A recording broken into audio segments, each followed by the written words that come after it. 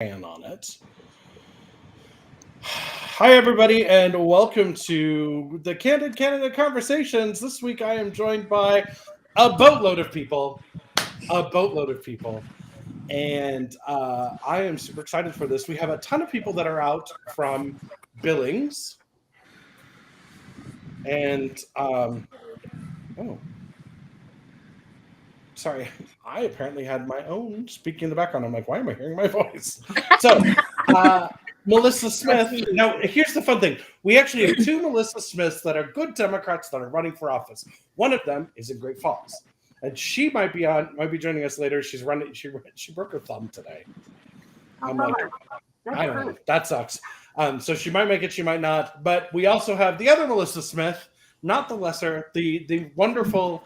We thought Melissa Smiths were wonderful, so we recruited another running in Billings HD 44. Tell us a little bit about yourself. So I'm a longtime Billings resident.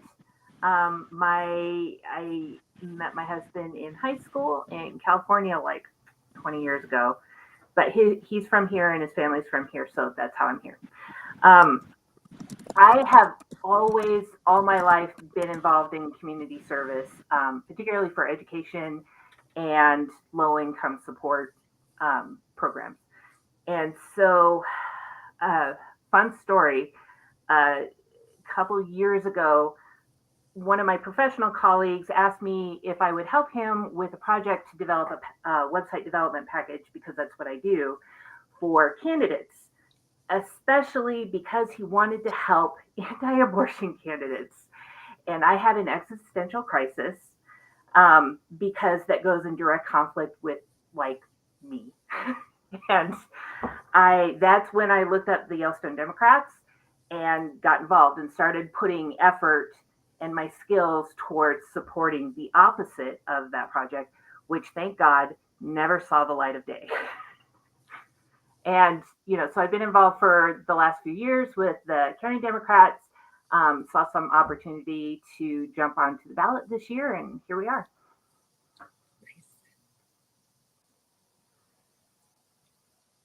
Can't hear you, Kev. I know, because I was trying to do two things at once, which I'm not allowed to do. We also have Jill Cohenauer returning again, which I would let you introduce yourself, but everybody knows you at this point because, as you said before we got started, you've only missed two of these. So do you have anything you'd like to add really quick? 3 seconds.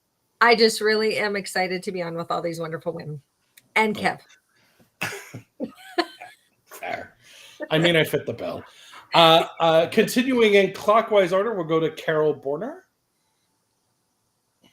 I will unmute myself. Hey, I'm Carol Borner. I run for House District 51. And so a little bit about myself is it's a really good storm outside.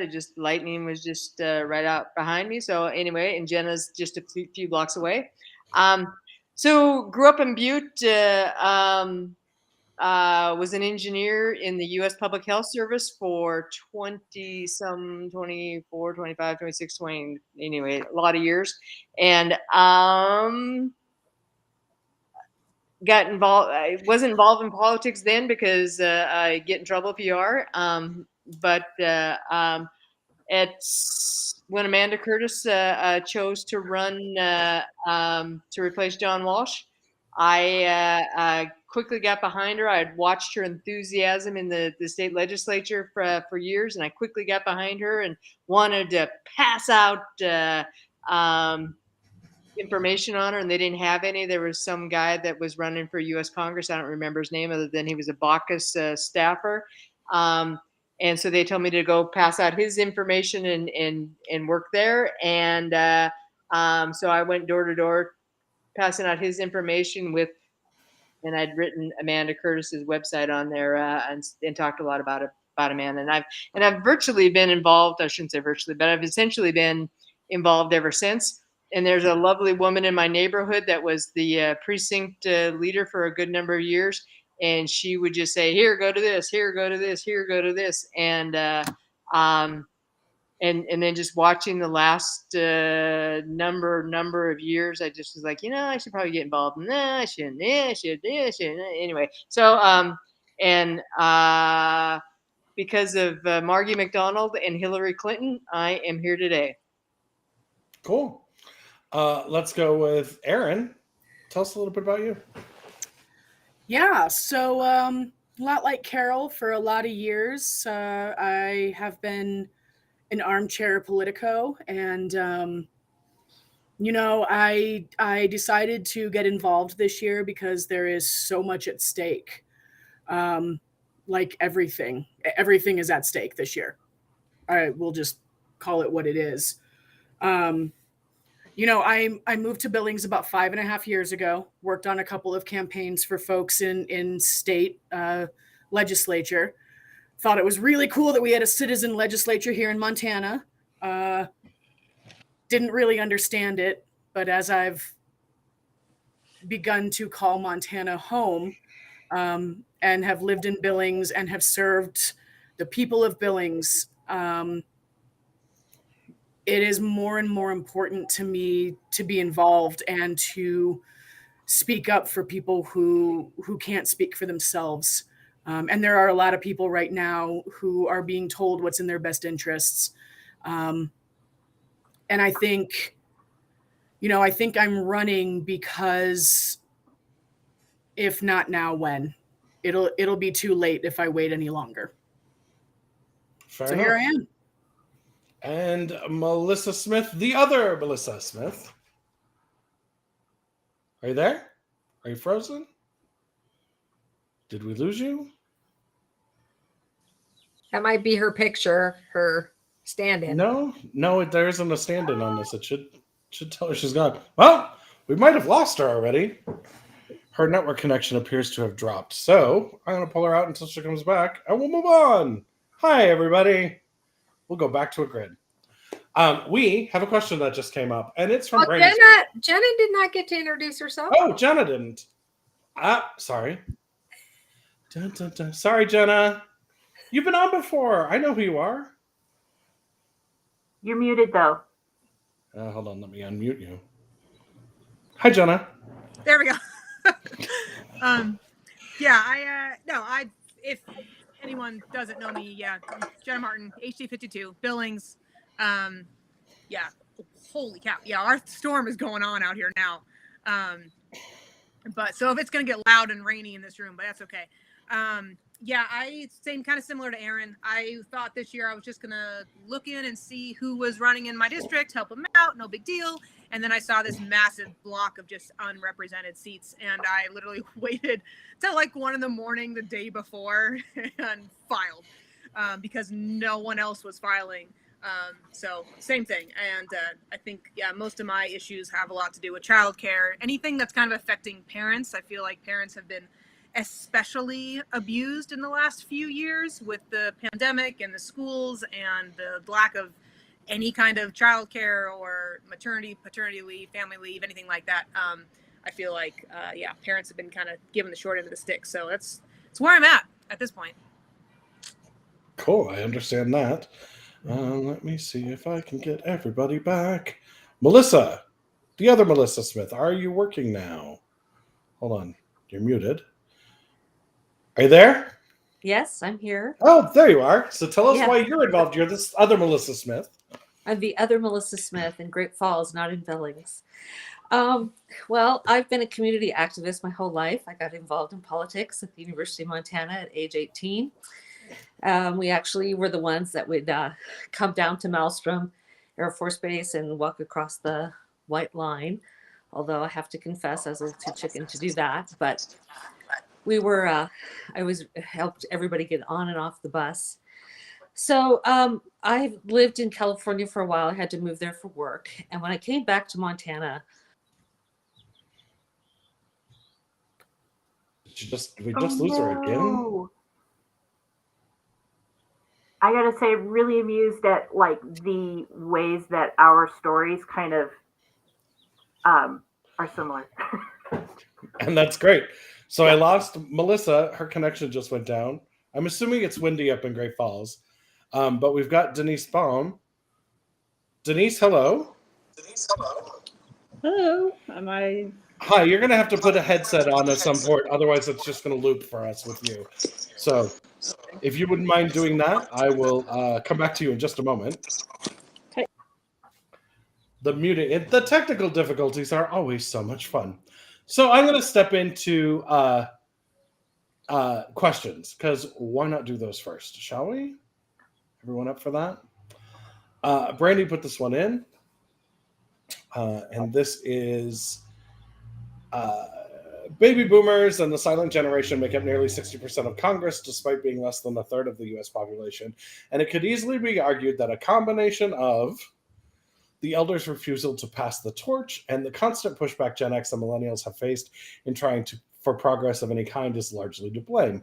What would each of you say to moderate establishment Democrats who treat younger candidates with hostility, insisting that they or their ideas are both unrealistic or immature? Which I think is a good thing to start with, because some of us are younger, some of us appear younger. And who wants to start with that? Let's start with Melissa, actually. Me? Yeah. Okay, Well, so let me rearrange things. I actually have a really relevant story for that.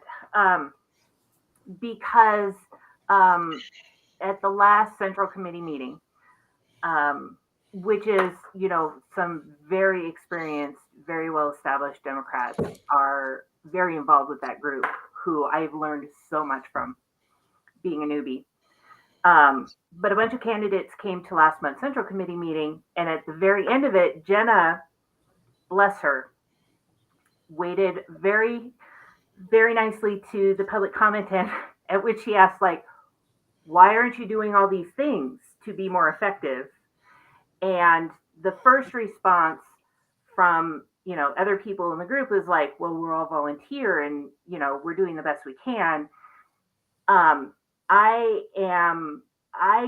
see that criticism as actually an opportunity to, do things that I was too busy to think of before. And so, what I really like to do with people who give pushback about that is just say, maybe what we're doing now isn't working as well, and we should think about how we can at least compromise and try out these new strategies and these new ideas in our policy, and find a better middle ground than what we've been trying, which is not working. Jenna's laughing. Jenna, you want to add to that?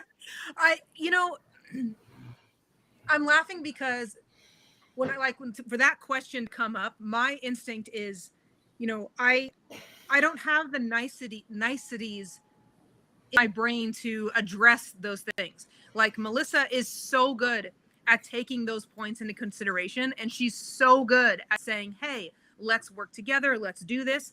I am out of patience. I'm done. My answer is probably not the right one. My answer is, hey, we've given you chances for the last few cycles, from 2008 and 10 and 12 and 14, 16, 18, 20, now 22.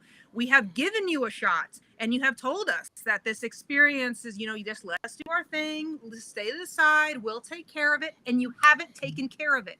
So I am done. I'm done with it. Adapt or die, because new people are moving in, and we are at a point where we can't just say, let's try this or let's try that. We don't have those options anymore. People are dying because of current policies that are being written every day.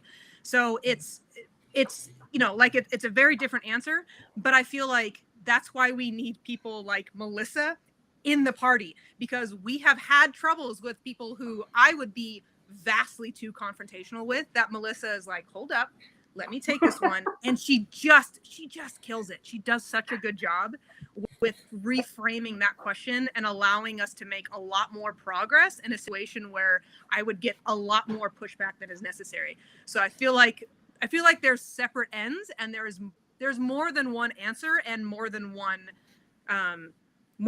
angle we can go. And in certain situations, I think my approach might be the right one, but in others, Melissa's definitely is also the right one.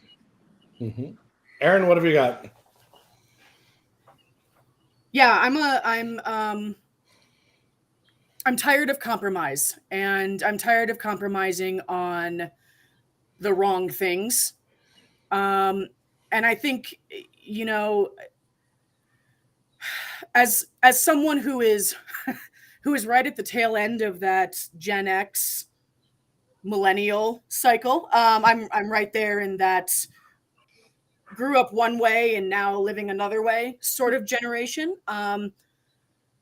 What we have been trying has been an epic failure.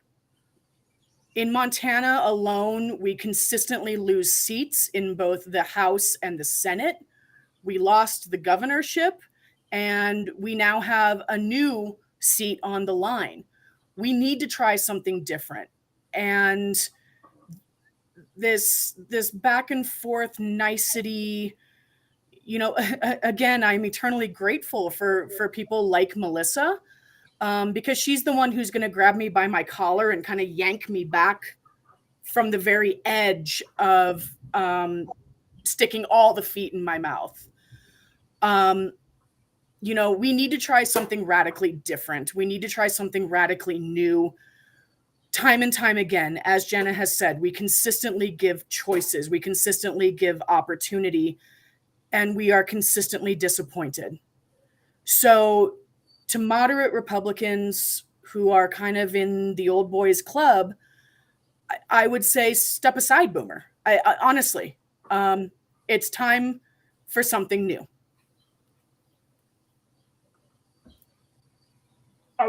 I agree completely. The only way that I really try to compromise with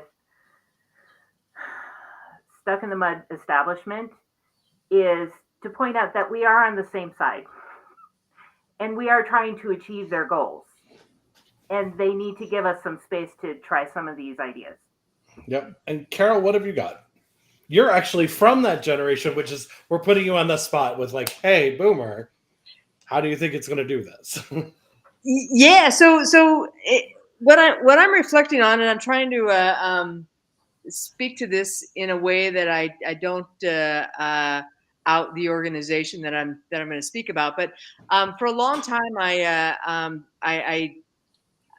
was involved in an organization that's mission is to really help people.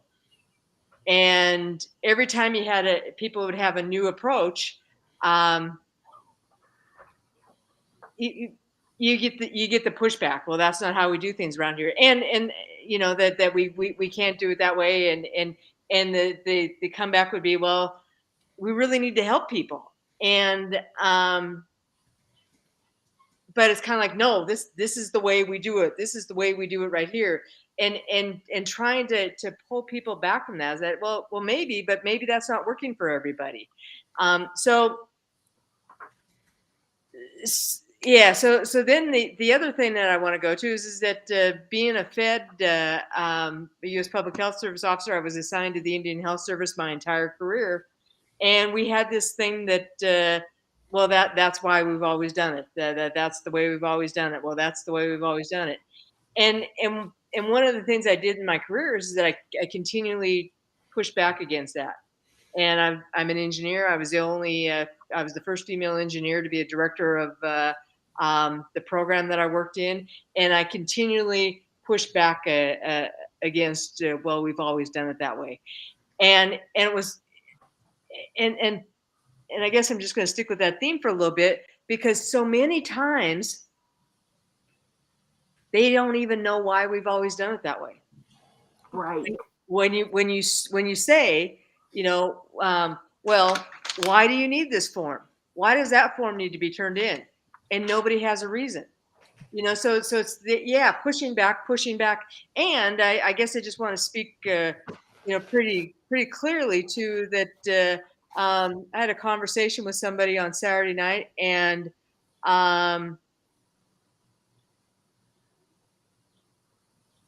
sorry, my dog just farted, and it's like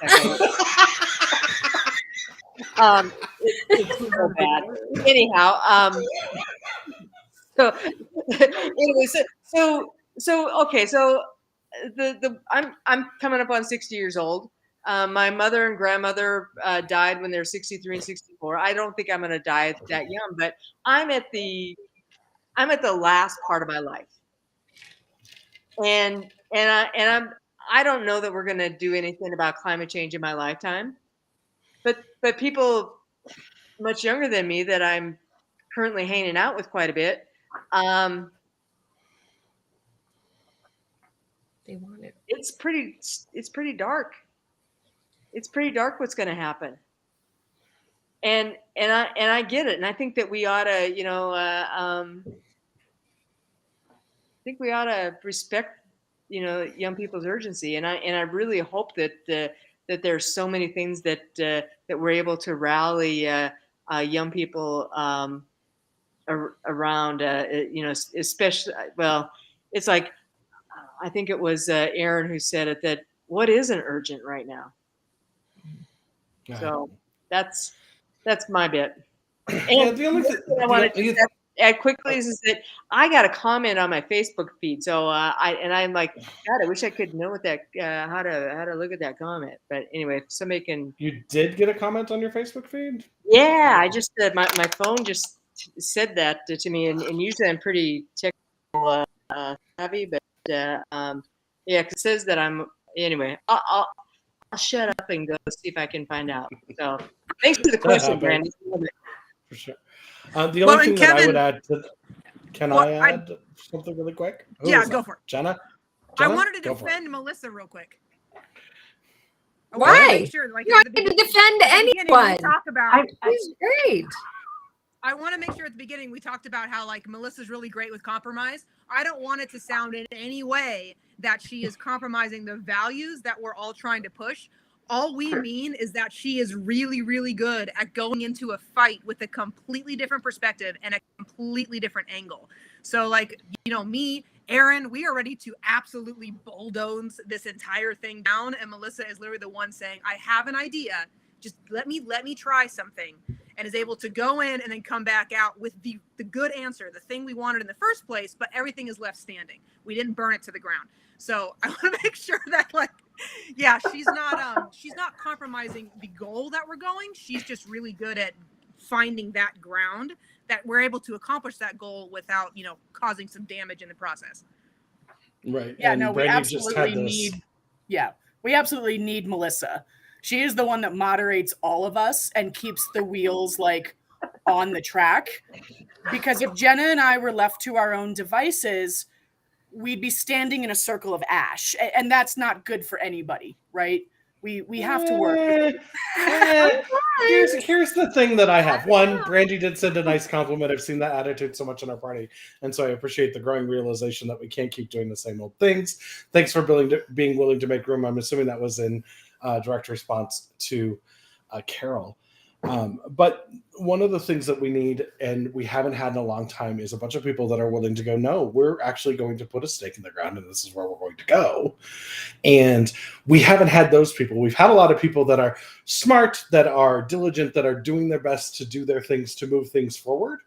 But we haven't had a lot of people that are going, well, let me shoot for the moon so that these other people can get us at least to the stars. And we need more of that. I was at an event last week, and I came to the realization that we just don't have, I like who I am as a person, but I also like who I am as a candidate, because I come into these and I'm a little bit bombastic and I'm a little bit loud, and I say a little bit, but the truth is I'm a lot of both of those things. And that makes room for other candidates to be a little bit, they can be more of where they are on the left, and it feels like they're more centrist. So it gives us more room to do the things that we want to do. So I'm going to continue to be bombastic.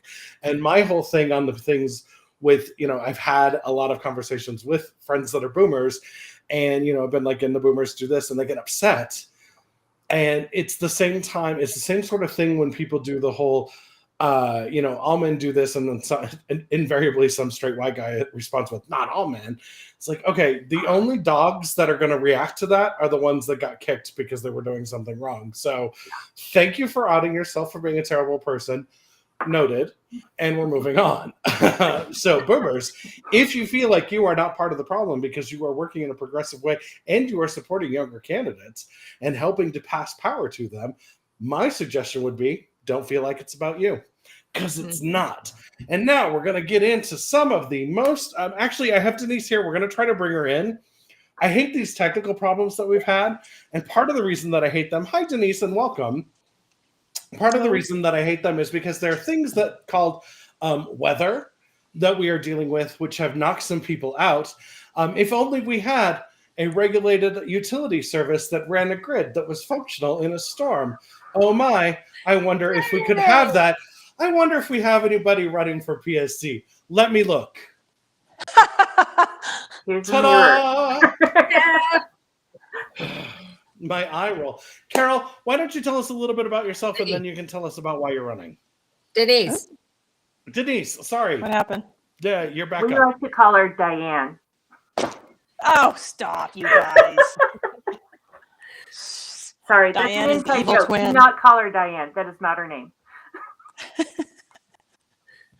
All right, I cut out again. So am I? We supposed can to hear introduce you. on. It's myself? fine. Yes, We please. can hear you. So my name is Denise Baum. I'm running for House District 47. I'm currently a City of Billings police detective. Been with the City of Billings almost 19 years. In law enforcement, oh gracious, about 29 and a half years. I primarily investigate crimes against children. So my big passion is fighting to get DPHHS fully funded, because all these child victims of crime, they need the services. DPHHS is the largest part of the state budget, takes care of our seniors, those with disabilities, early childhood intervention. The kids are my passion. Obviously, public safety is an issue, but I think DPHHS covers so many programs and benefits, and when you take issues on head on early, such as child intervention, getting them in these programs, it's much easier, and they are so much more successful if you address issues early and give them oh gracious, I just lost my brain thought. The opportunity to be successful versus, when they're a junior in high school and, oh geez, maybe we need to help this person. It's much easier earlier than later.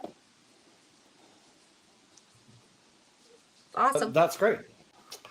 Let's see. Let's go to the next one, which is also from Brandy, because she thinks up really good questions. We've all been watching in horror as the shutdown of just one formula manufacturer has led to devastating shortages. What kinds of changes need to happen to ensure that corporate monopolies don't take control of production of necessary for life products like baby formula? Who wants to go first? Well, Jill. Kevin, I'll basically talk about the fact that that's not really a state issue. This is really much at the federal level. And they should have taken control of this at the federal level and not allowed to have more than 80% of the market, because all you have is what happened. One company has a problem and has to do a recall, and you basically, you're putting families in jeopardy. It's very, very concerning, and a state is not really going to be able to take that on. It's going to need to be taken on at the federal level, and we have some great congressional folks that really want to take on what's going on at the federal level. And I hope we support good people who are going to do great work on behalf of Montana families at that level. They should be educating themselves. Voters should be educating themselves on the people that are going to go there and fight for us and our families. So I hope that can be done. I would, and Brandy, it's a horrifying situation. I'm so lucky that my daughter is breastfeeding her twins. It is going to be very, very difficult. The one thing we could do, Brandy, is put pressure on the feds to get something done. And I hope that, our folks here in the state will put some pressure on the federal level to get something done. Our congressional folks have been silent on this, if you haven't noticed. I haven't heard them coming out saying that they're going to do anything on behalf of Montana families. So that's hugely concerning to me, that the folks that are already representing don't even have, the voice to come out and say, hey, we care about what's going on.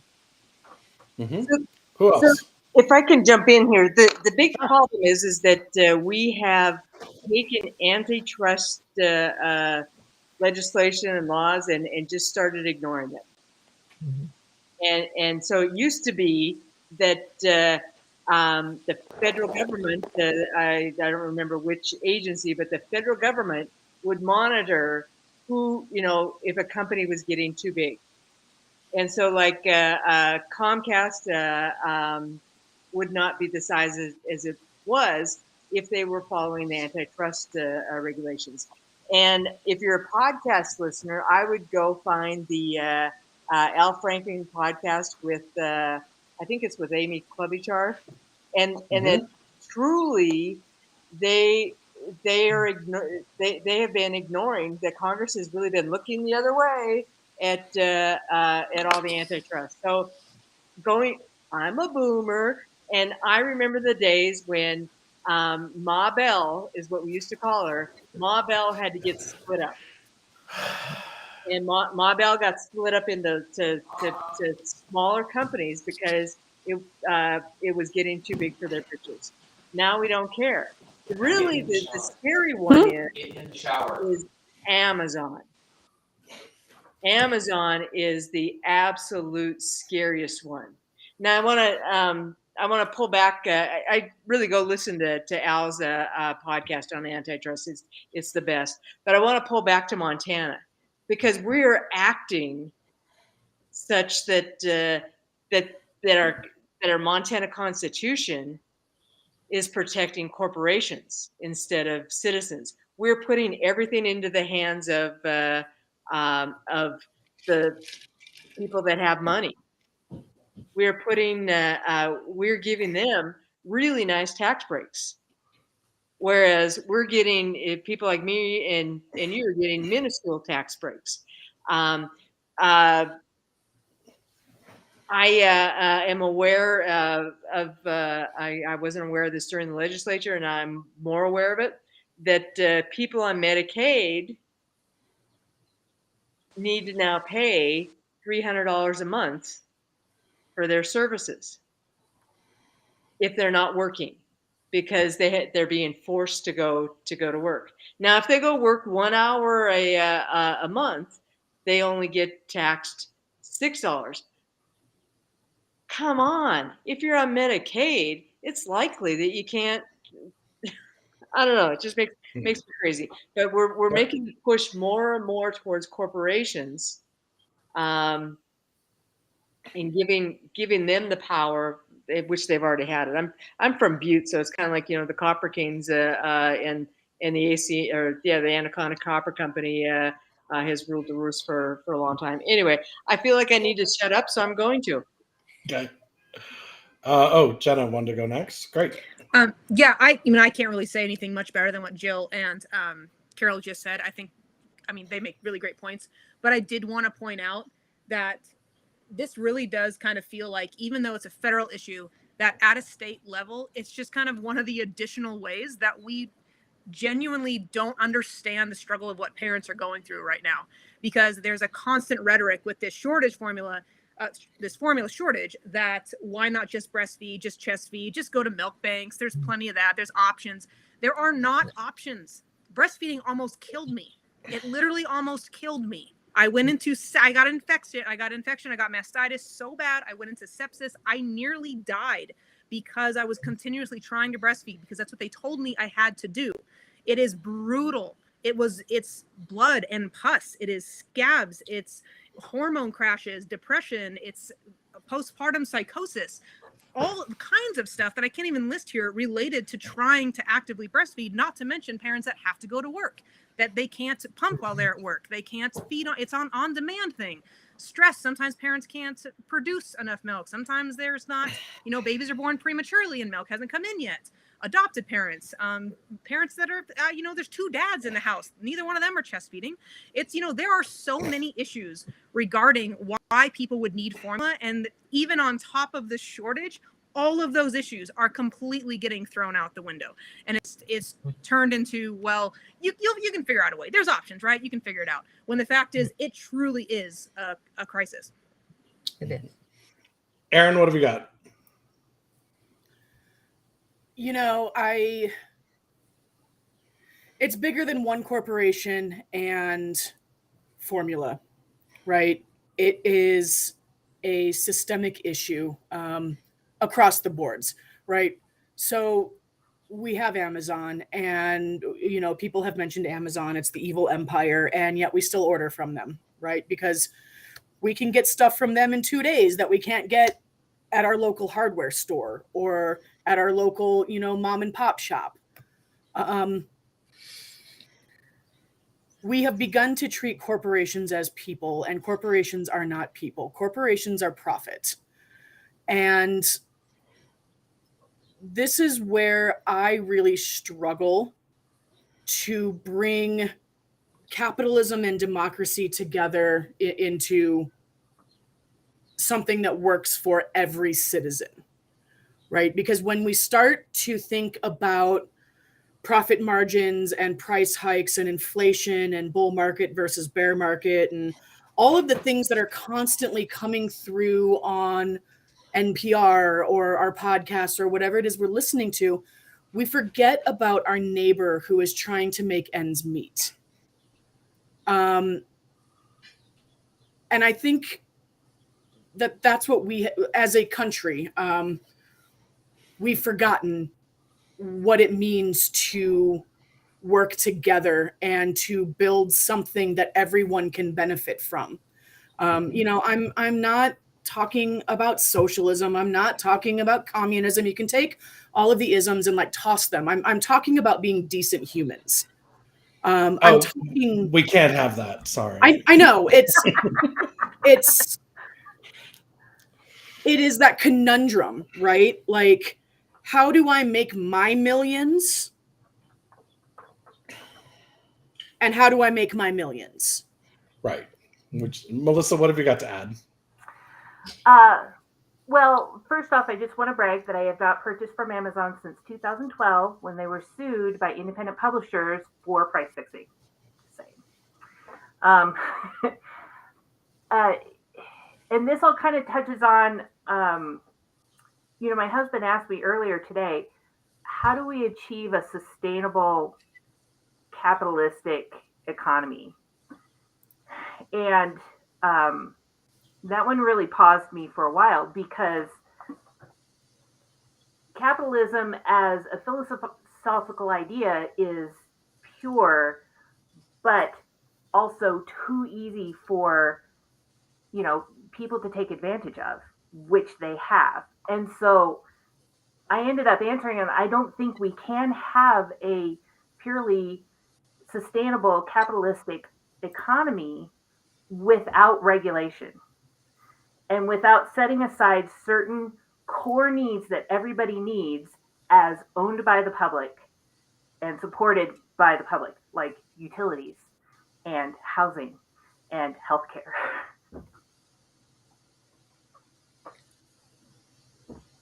So I just had one more thing to add. Do you know how this all works and how we could have that equity that everybody's talking about? It's fucking unions. Yeah. That is exactly. I'm sorry, I had to break the glass ceiling there, Kev. Yeah, no, that's fine. It's fine. Jenna, what did you have to add? You know, I wanted to kind of add on to, because what Erin said of like this common decency thing.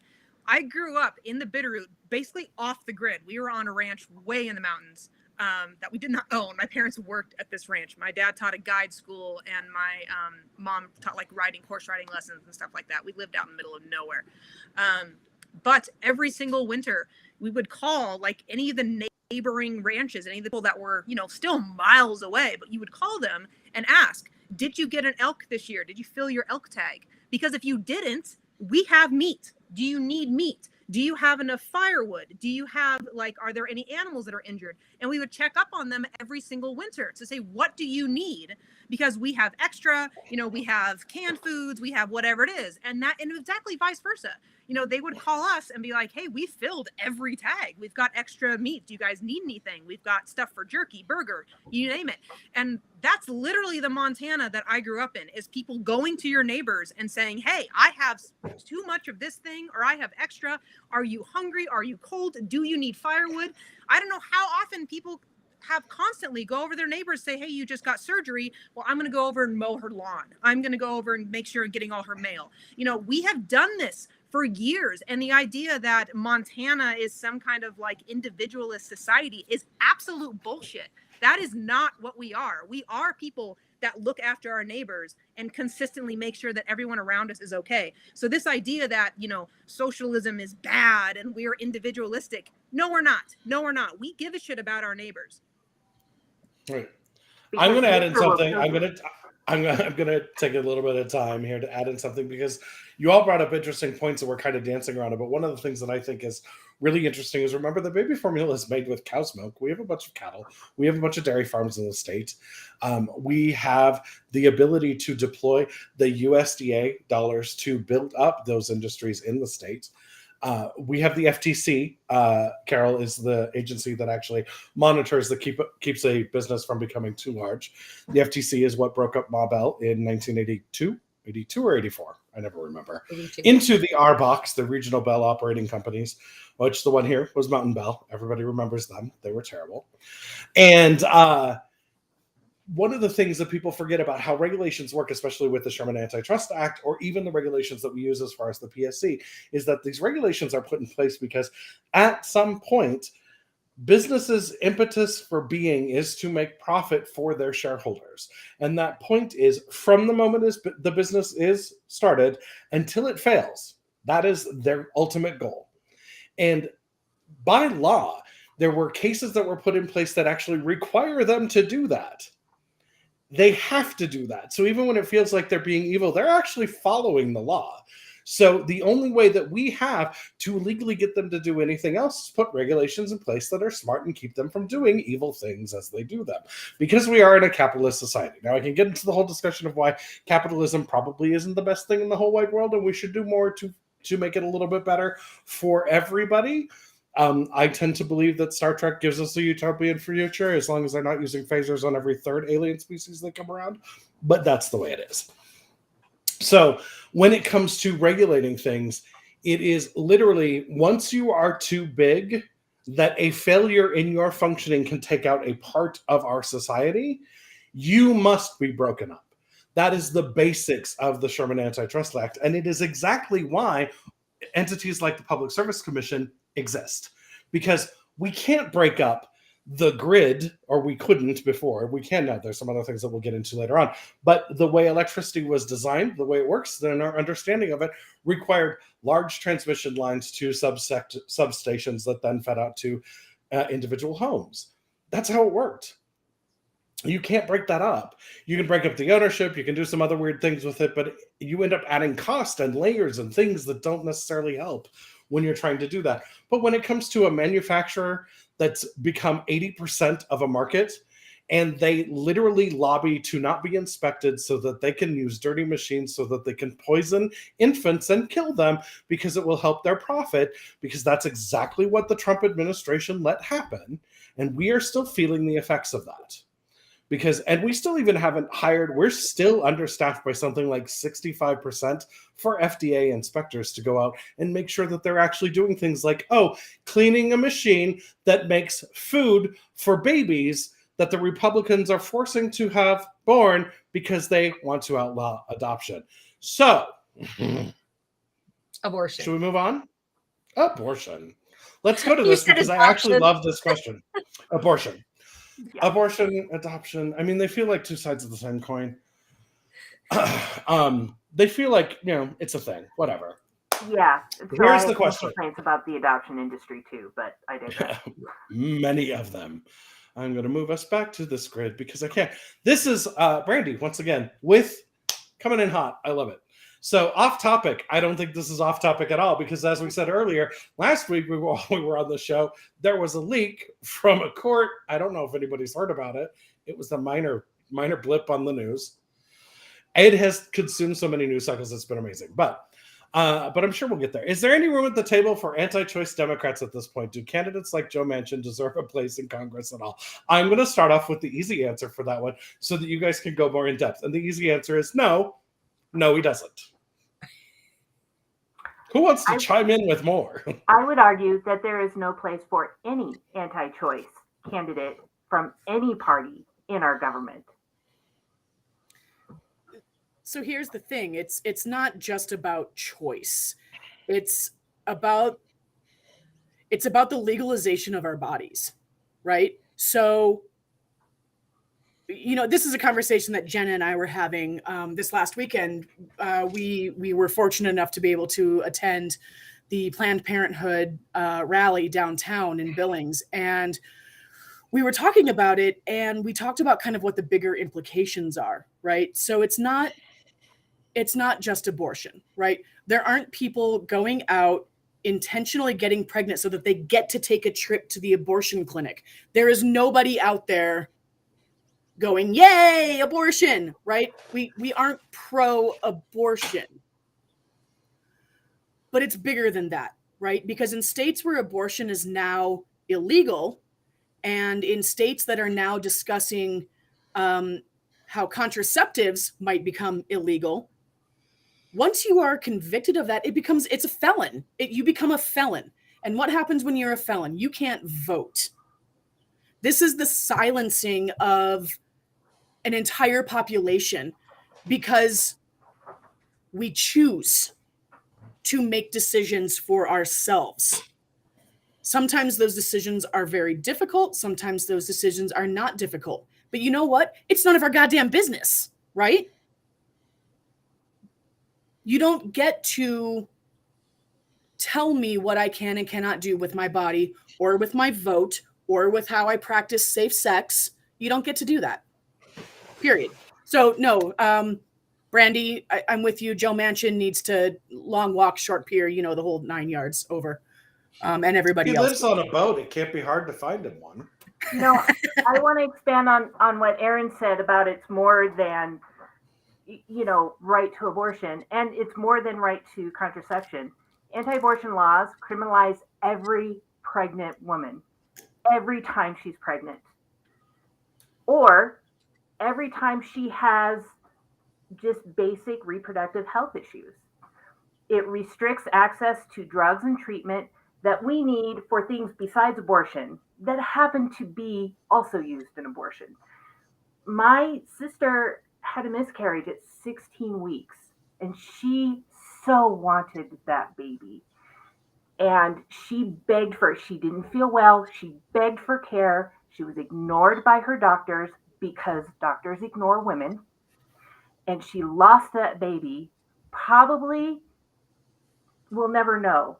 But she, under these new laws, could very easily be spending the rest of her life in prison for no good reason, while she's grieving for a family that she has wanted all of her life.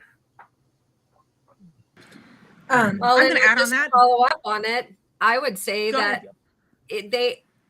the issue is bodily autonomy, right? I get to make the decisions for me as every man gets to make it for themselves.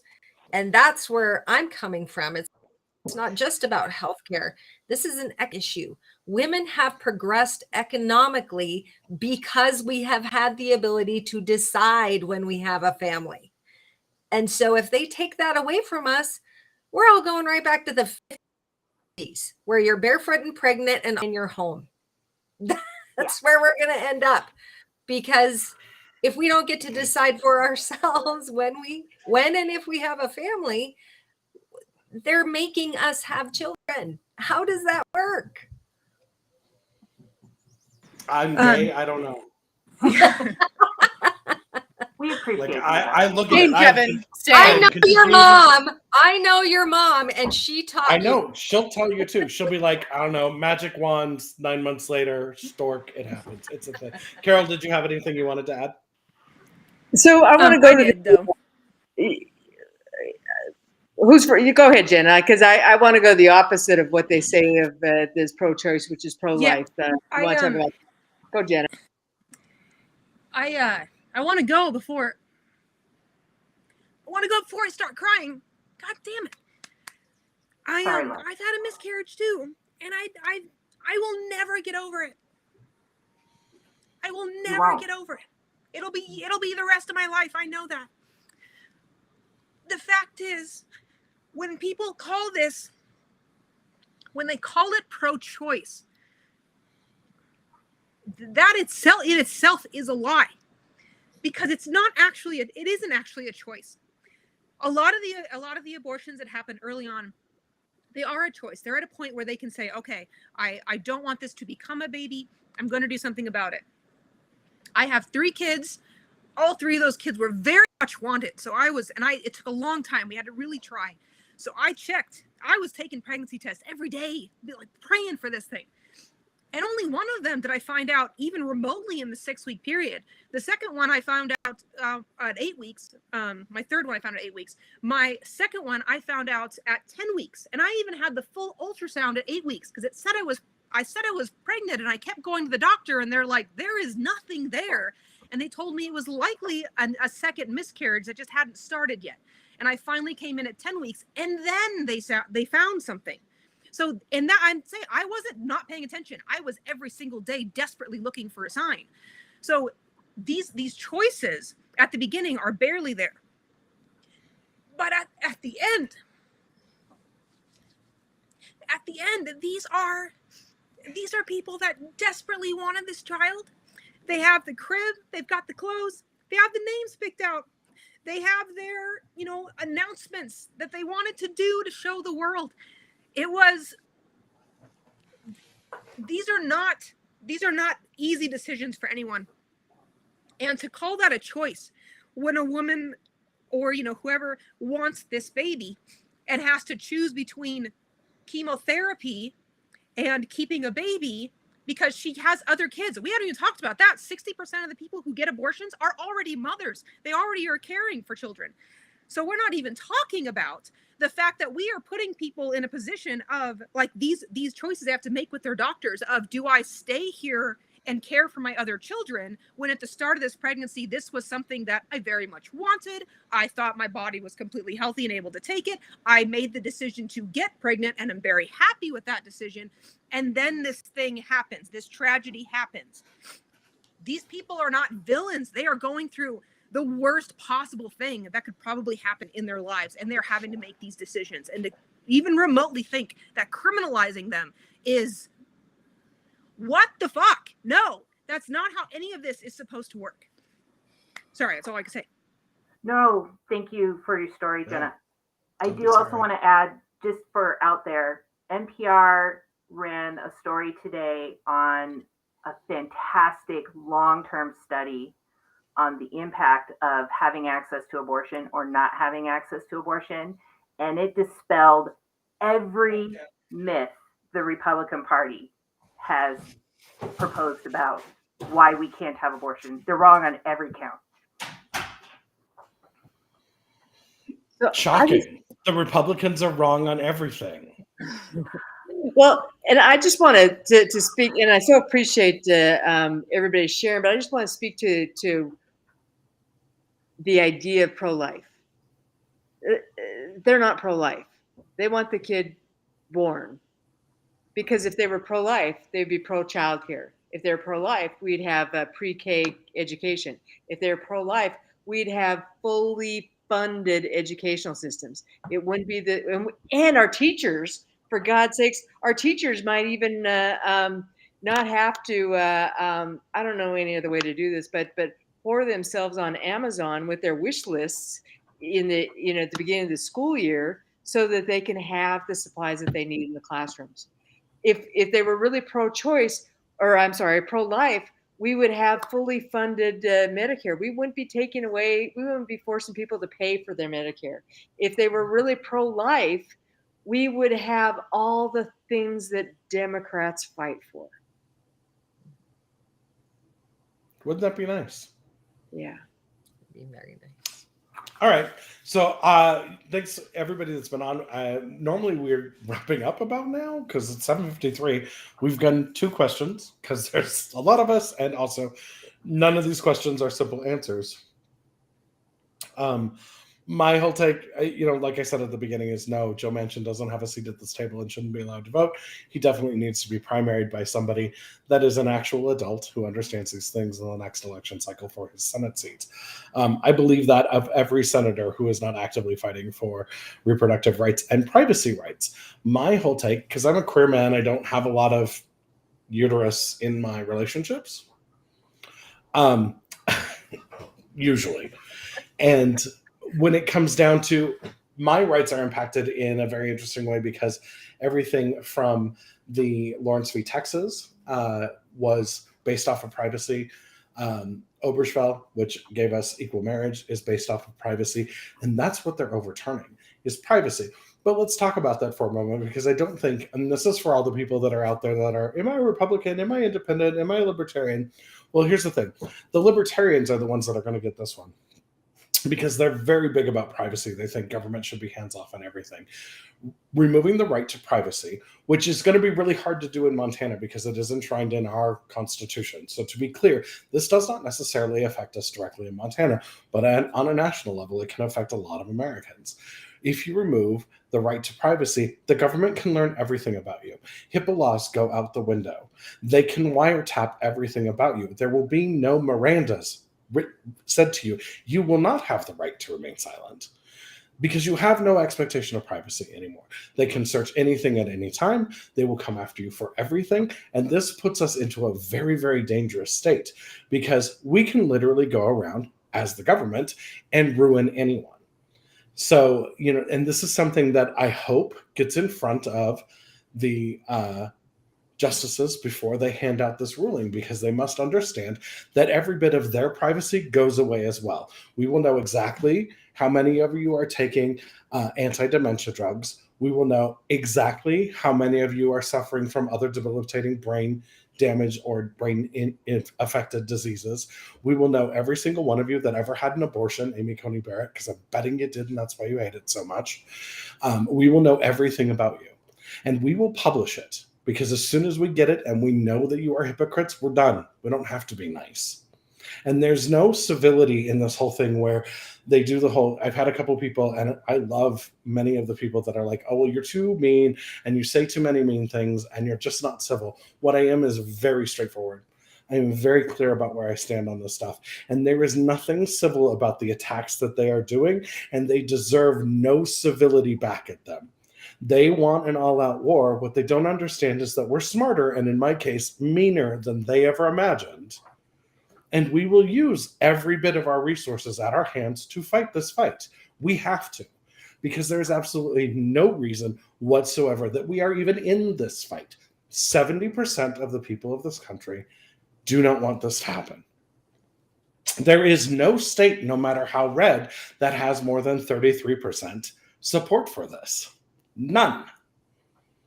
So the fact that this is a discussion that we are having, and it's already starting to blow up in their face a little bit. The many of the major the Susan B. Anthony list, which was the anti-Emily's list, they came out and they've just released a statement saying, "Oh, don't make women criminals. That's not what we meant." That is what you meant. That's what you fought for, and that's what you're doing. And now that it's quite clear that that's what's going to happen, now you have a problem with it? No, sister, sit your ass down. You've caused the problem. We're going to fix it. So that's where I'm on that.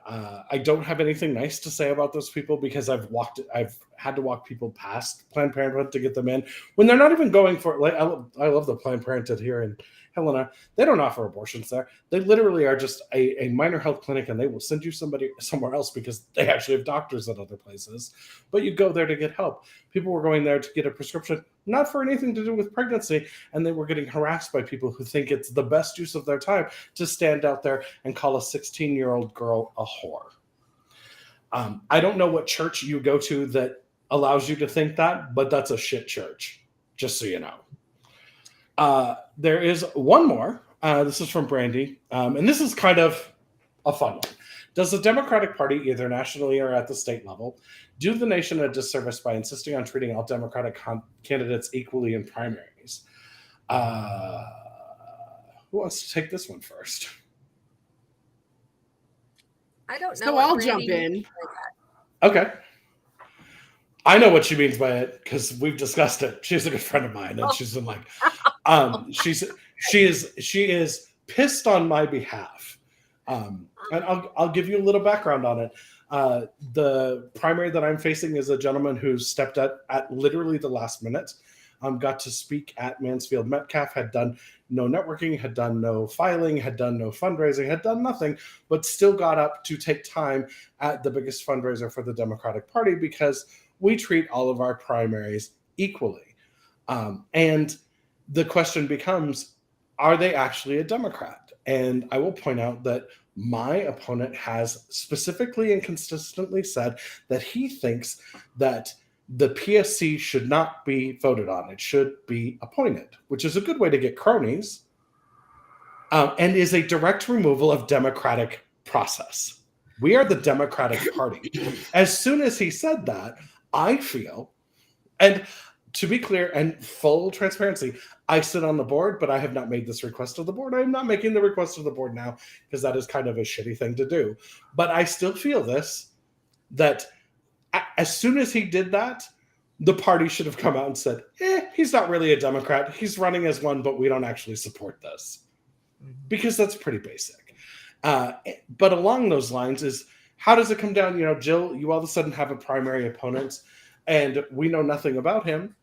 We know a little bit about him. He has been on the show once, but he hasn't been out knocking doors, as you said. And it's like, you know, is there a point where the fact that you've been a legislator for a long time and you still qualify on the 7 major areas that the Democratic Party is consistent with, or I think it's 14 planks that we have, where do you fall on those? We don't go through an interview process for that to make sure that we actually align with the things on the plank. And it's not like the Democratic Party can ever go, oh, we don't, we're going to pick and choose who's going to be there. But they can say, this person is more of a Democrat than this other person, and here's why. Here's the questionnaire, here's the rubric. Just so you know, this is public now. And we don't have that. And I honestly think that we need to look into it. And I'm not just doing this for my primary. I'm looking at several other primaries where people are coming up to me and asking, hey, who's the better of these 2 people? And I'm like, oh, okay, let me break out. Here I have a grid. Here's the 2 candidates. Here's the grid of things. Here's where they are on them. And at the end of it, this person is more Democratic, but you can see that the one thing that they're not Democratic on may be the one thing that you're not Democratic on. So this person aligns more with you. And that sort of thing, I think, is helpful and is public and is a useful thing. So that's where I'm at. Well, but Kev, again, it's my show. I would say we're kind of a big tent, and I would push back a little bit on the fact that not everybody is going to be on every single thing. I mean, I didn't say they had to be perfect on everything. I have been accused of now many times. A rhino or a dino? No, a dino. Right. Wrong way. But just to understand that we allow for people to have some different views in the Democratic Party. The Republicans don't. And they beat the crap out of their own people every damn day about just doing the right thing. So I don't ever want to see the Democratic Party go down that road. No, but that's again, like I think we do a disservice by not doing anything. Like we don't even have hey, we interviewed this person. Here's some basic information you should know. And on a scale of 1 to a perfect Democrat who agrees with everything that's stated forward in the party, which means they're probably not thinking, this person's an 87, this other person's a 92. And that's okay. But it's the outside organizations that can do that, Kev. And I actually think that they do a great job because you interview with the AFL-CIO, you interview with the MEAMFT, you go and you talk to the people who share your values and you ask them for their endorsement. So there is one problem with that I will tell you right off the bat. The unions, for some reason, have decided to stay out of the PSC race. Out? They are not interviewing any of us, which is me fucking livid. Because I'm sorry, when it comes to worker safety, when it comes to environment, when it comes to good union paying jobs, the PSC literally has effects on all of those. And they wanted to stay out of it. MFPE decided not to do interviews on it. AFL-CIO, same. Like, that's a problem. And, you know, our partner orgs need to do more of that. The other side of it is we're doing more of that here on this conversation because you're getting to see candidates come in and actually talk about these things. And I would point out that you have candidates tonight that have come in and laid bare their soul. Jenna, Carol, Melissa, Thank you. Erin, Jill. I didn't because I keep my soul in a jar on my desk where it belongs. You have actually gotten answers on issues that you will not find anywhere else. And that is exactly what we need more of. If you feel like you are out there and not learning enough about your candidates, I would posit that that's because either your candidates are afraid of you or they're not using technology to the best that they can. Because I will tell you right now, I take little clips out of these and I send it to people. I'm like, this is when I talked about this issue. This is what you need to know. This is where it is, da-da-da. And it's because we have this ability, this is a thing that we can put in front of everyone. You can all take it and clip it, put it in front of everybody so that they can see it. And it's a chance for them to understand that not only do you care, but you're real. And that is the thing that we too often forget in politics is, yes, there is the game of running for office, and it is a game. But there is also the work of doing policy. And we must have policy that makes sense and works for the people. So I tend to think that we need to do something better with them, but I'm going to let you guys talk to wrap it up. Well, I was going to say it's kind of interesting because the problem of like seeing if someone is democratic enough. I mean, for the other people that are here from Billings, here in Yellowstone County, it's almost like we have the opposite problem. We have Yellowstone is such a progressive county, and I think that the rest of the state doesn't realize that. I think it thinks that we're just kind of this big red blob. And the fact is it's not. Yellowstone is incredibly progressive. And one of the issues that we have is candidates who want to run on very progressive policies are consistently turned away by the party as being too progressive, as being this will never work here, as being a lot of issues like that. When we have had really great candidates that are young, that are fired up, that have the time and resources to run, and they are turned away, or they actually do run, and then their campaigns are kind of pushed to the wayside, and they're kind of treated as the little stepchild of the Democratic Party, and we're just going to kind of ignore that. And then when they do lose because they've gotten no support, it's pointed out as like, see, we said that was too progressive. We got to rein it in here. I made the point, I think at the same meeting that I kind of yelled at everyone on accident, that, you know, when the Democratic Party says that, you know, we don't want to offend anyone. They say, like, we are a big tent. We don't want to offend anyone. And the fact is, they don't want to offend moderates. We offend progressives and women and young people all the time, constantly. So to say that, you know, it's like I see where you're saying, because like we absolutely need a vetting process, right? I don't know how many times that it's come up that there's a primary, that there's two candidates, and one of them I'm like, I kind of get a little fake Republican vibe here. I don't really know what this is. There's just some things that don't add up. So I totally think we need to have a vetting process. But I also I'm not sure how to solve this problem of candidates that come in and they are like, I have some ideas, and are immediately turned away as not matching with the Democratic platform. You know, maybe the platform needs to drastically be changed, but something needs to happen. There has to be some kind of middle room, because, I mean, yeah, the rest of you are from Billings. I'm sure, you know, you're aware of what I'm talking about here. Yeah. So I have kind of a different perspective, and I'm a little bit with Jill. I grew up in Iowa, which is a caucus state. It's so grassroots.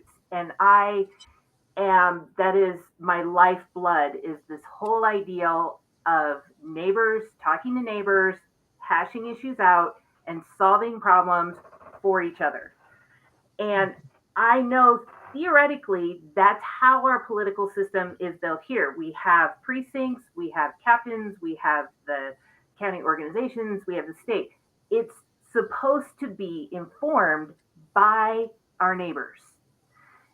But Kevin's story brings up a really solid point where that system, that ideal, has failed to properly give us that conversation so that we can choose the best candidate for our platform and for our neighbor to neighbor ideals. And so this kind of leads back where what I like to do is focus on where we agree and figure out how we can adjust that system, or how the system needs to adjust to compensate for that wrong. And I have See, some once ideas again, that we're out of time. Melissa's like, here's a way that we can all not kill each other. Have you considered? I like that. Yeah, I see Jessica's comment about central committees not using purity tests. I don't think they should. I think the Democratic Party needs to be fluid so that progressives can come in and say, right. hey. And I agree with that, but we also need to have some basic identity features that we go, hey, this person maybe isn't, and here's why. Here's the things that we've known as they've started to talk. And I'm not saying that it's like, oh, well, here's the deal. You have to go into a dark room. We're going to put your hand in the gom jabbar, and a weird nun is going to come up and put a needle. This is a reference for those of you out here that don't go to movies. This is a reference. They're going to put a needle against your neck and prove that you're human.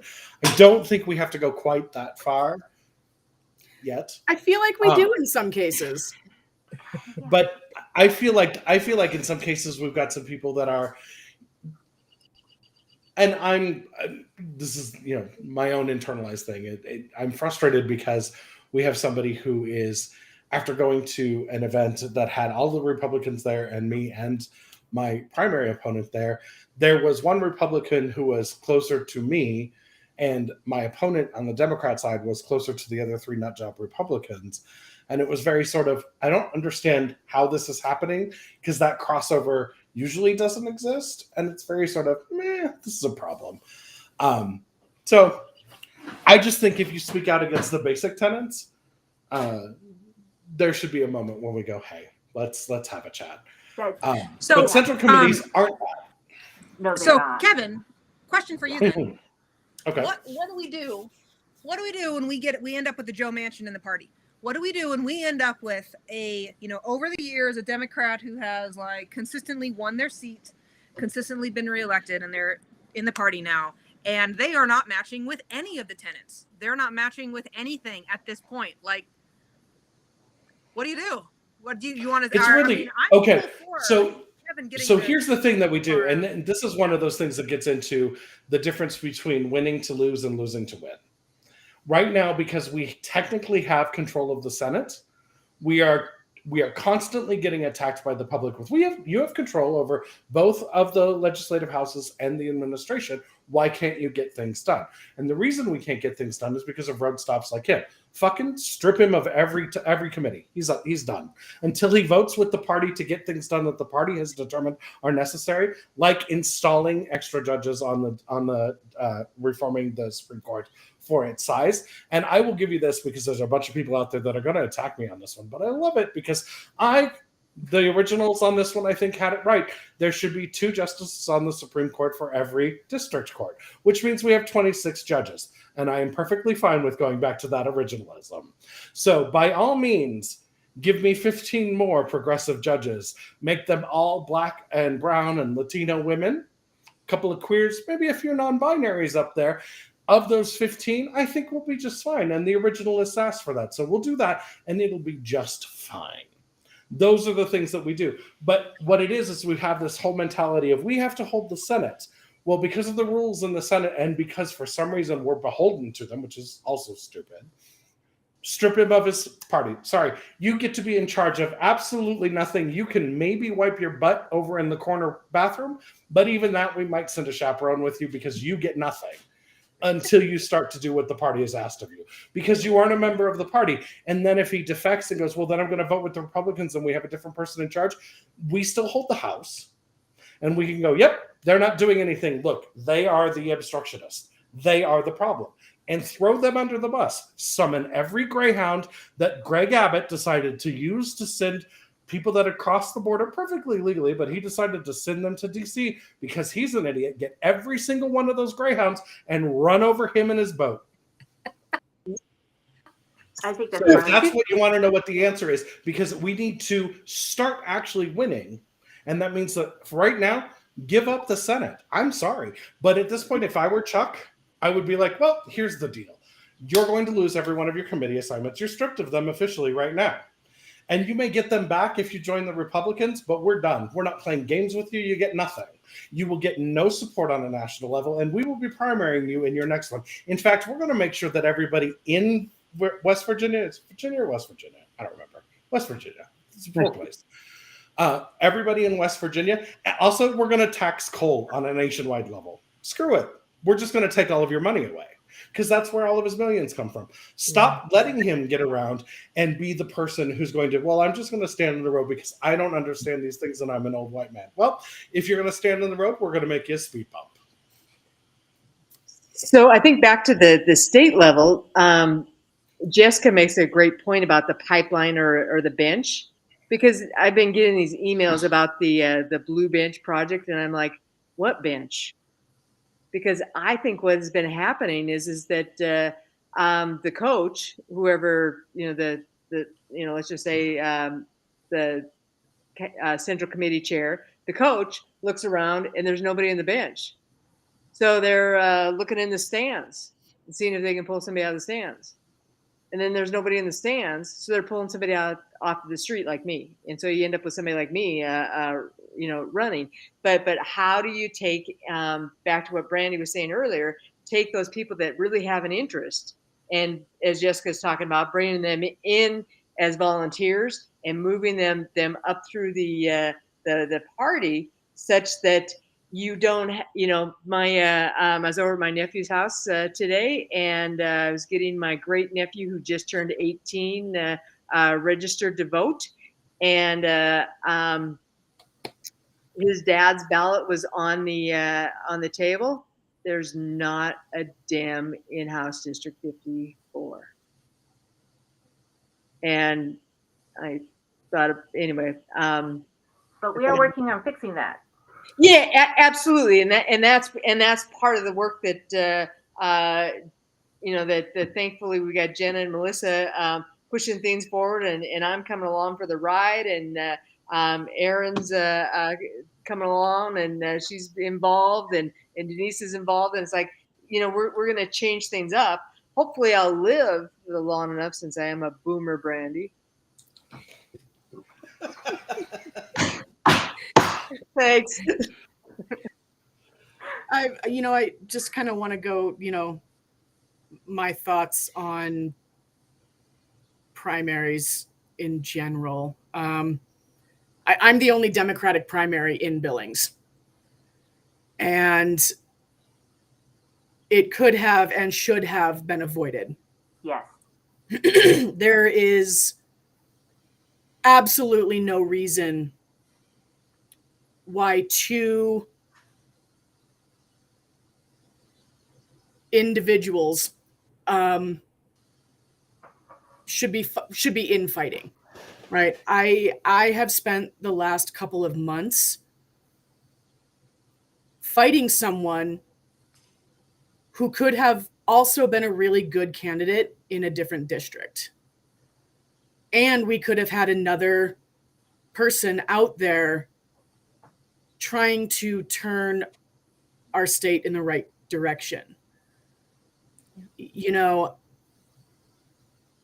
I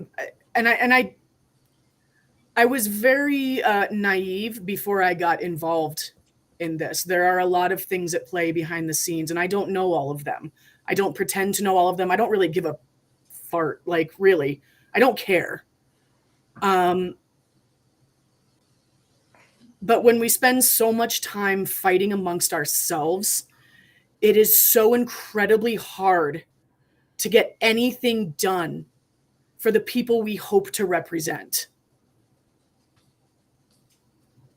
And I think that No, there are 5 in Torgerson's. There are 5 in. Sorry, I'm reading an internal. Yep. Lots of primaries. Yeah, Lots of Democratic primaries. Yeah, There's a There's no there are reason for buildings it. in Helena. What's Here. happening? There's no reason.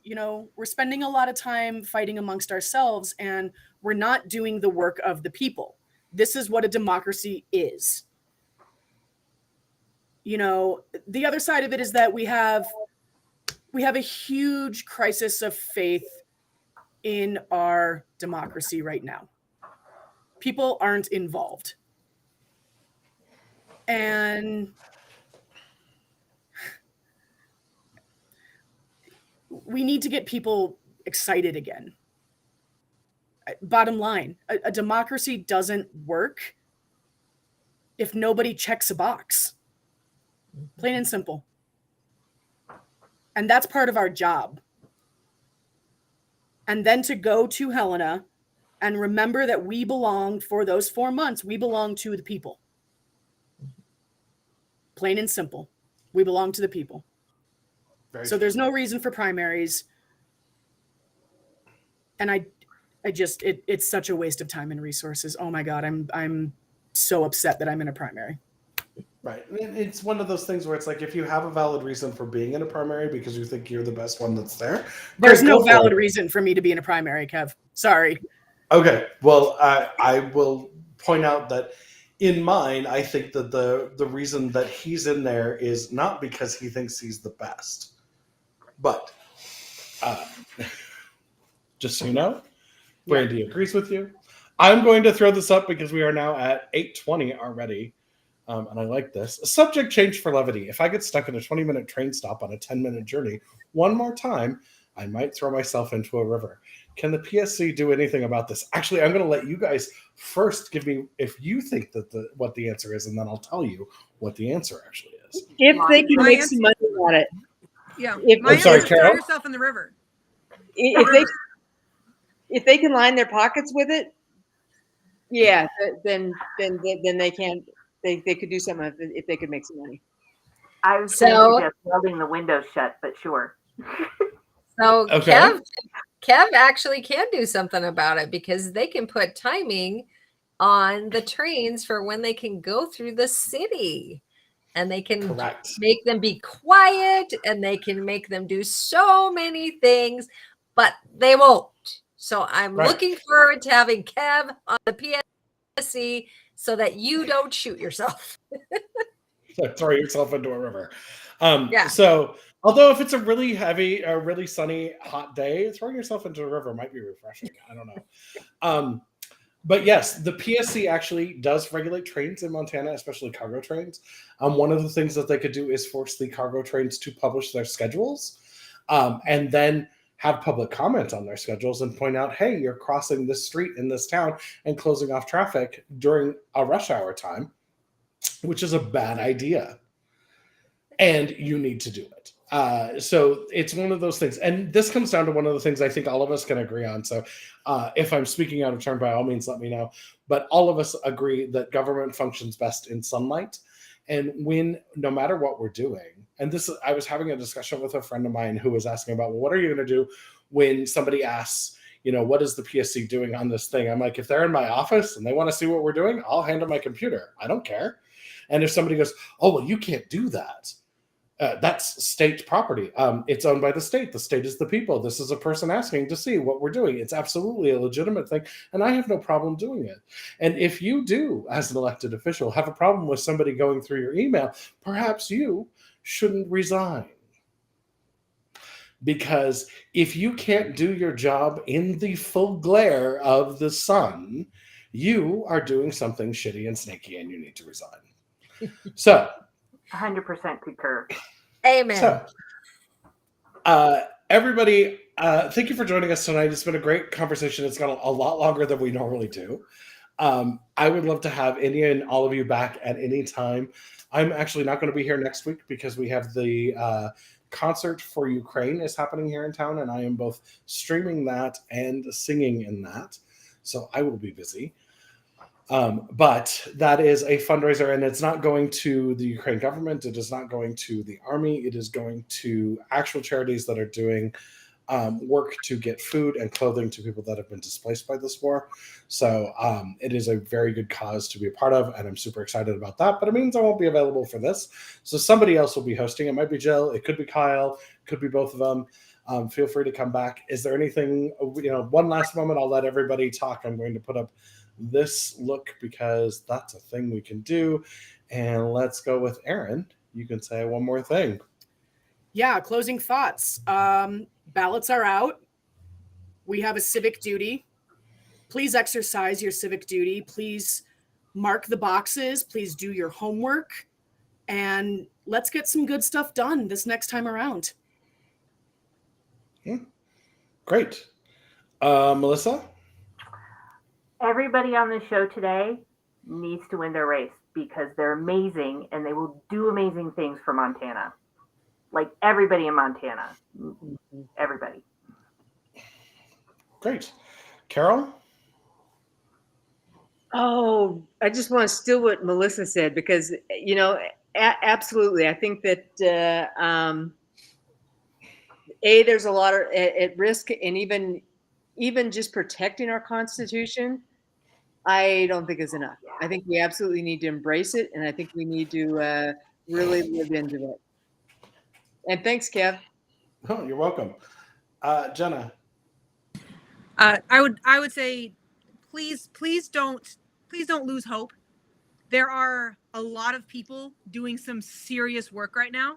If you feel like you're kind of this blue person in the middle of, surrounded by red, there are a lot of organizations that are working overtime. There are a lot of people that are doing, they're busting their ass every day to make sure that we're fighting for something. Please don't lose sleep at night, and please don't find yourself in a hopeless situation, because we need you to stay hopeful and we need you to stay optimistic and talk to people and still be involved. There are people working. We haven't forgotten about you. So don't lose hope. Brilliant. Jill? And I would say that I am looking forward to work every single one of you, including Kev. But you all are going to be amazing legislators. I'm looking forward to helping you to find a track and to find your way in the legislature, because the voice, I didn't get to talk about, being right at the edge of the boomers, which is where I'm at. And, but I also am a scientist, and I understand that change is necessary, that we're all a part of that, and that I don't have all the answers. You might have some, and you might have some, and you might have some. And we all got to bring those all to the table and find the best. That's what the Montana way is. That's what our Montana values are, is to fight for families and communities and for our Constitution and for our kids and our education system. And it can go on and on. But our value system is a Montana value system that we're going to fight for every day. And I'm looking forward to picking up a sword next to every single one of you and doing right by Montana. Well, I think that brings us to the end of this. Thank you, everyone, for coming on, and thank you for answering literally questions that I have asked in the past of candidates, and they've been like, oh, I don't really want to talk about that. They'll use it against me. I'm sad. There is a level of courage that has to be in place to run, and I'm so impressed with all of you, and I'm so excited for everything we're going to do when we win our races. So I'm going to throw up the Same to you, Kevin. Hurry up, I gotta go to bed.